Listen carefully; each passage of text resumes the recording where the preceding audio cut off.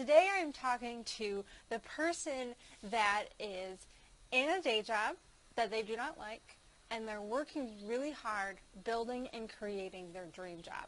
So they're in that tough space between day job and dream job, and they're in that transition. And they're working really, really hard. They're giving it everything they got. You are giving it everything you have, and you are not seeing rewards. And you're getting really burnt out and really frustrated. And you are not alone. I just want to encourage you, you are not alone. I went through this as well. You know, I was learning everything I could and consuming every bit of information out there. And I was implementing it as well. I wasn't just consuming and sitting on it. I was consuming and then I was doing. I was consuming and then I was doing. And I still was not getting results that I wanted to get. And I was so exhausted and frustrated.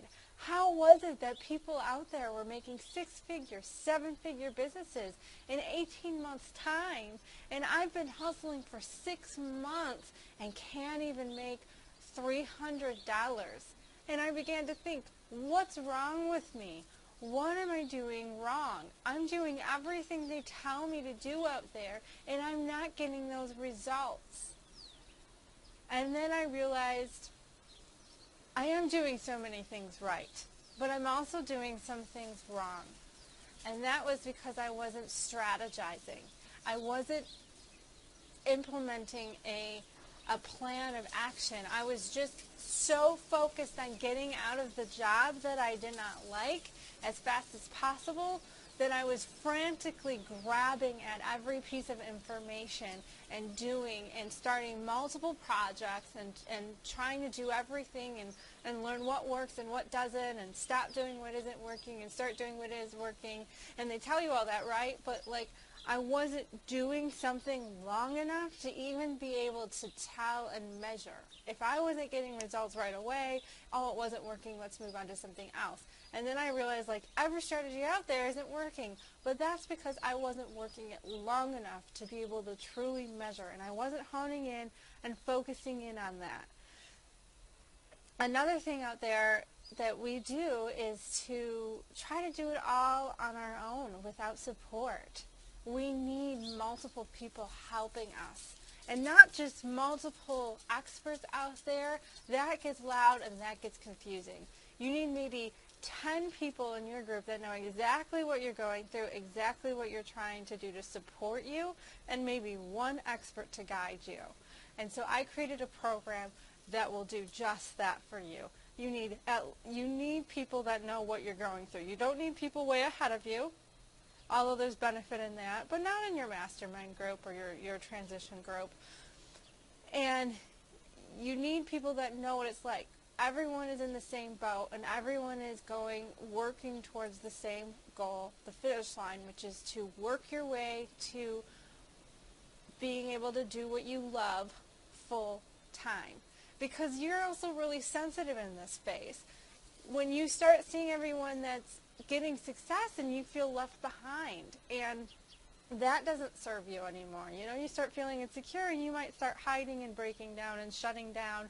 And I really created a safe space for you to be able to totally relate to other people and know that you're all in it together. And I will, from the next couple videos I'll be sending out, I'm going to give you some strategies and some tips and encouragement with how to make your career transition faster and to get some solid, lasting results, which we so desperately crave. And so my challenge to you this week is to start eliminating all those podcasts, all those blogs that you read out there and consume. All of it is good stuff. Just pick one book and finish it. You don't even have to finish it. Just pick one book and start implementing from that. Pick one plan and fix your focus on that. Pick one project and work on that until you start seeing results. Because you are going to burn yourself out trying to bite off way more than you can chew and overcommit and underdeliver, and that is just not good for anybody. It's not good for you. It's not good for your business. It's not good for the people you're trying to serve and help. So get the discipline. Find it within yourself. Learn just what is most important. If you're somebody that works well under pressure, do what I do. I mean, put the cart before the horse, sure. Get a little clumsy and sloppy. You'll make it work. I mean, commit to do something. Like for my podcast, I started asking people to interview them before I even had a clue how to do a podcast. And when I said that in February that I would be able to contact them, I hustled. And February was my podcast project. So I just kind of give myself these deadlines, and that forces me to eliminate. Sometimes I just have to play games with my own head. I had to put myself in high-pressure situations where I am forced to focus on one thing at a time. And I'm starting to see a lot of great results from that. So try that strategy. If you come up with other strategies, share it in the comments, share it on the blog. Let me know. Email me if it works, if it doesn't, if you have questions, if you're kind of stumped. I want to hear from you. I want to support you. I want to see you in work you love full time, and I'm sure you do too. So I will see you next time.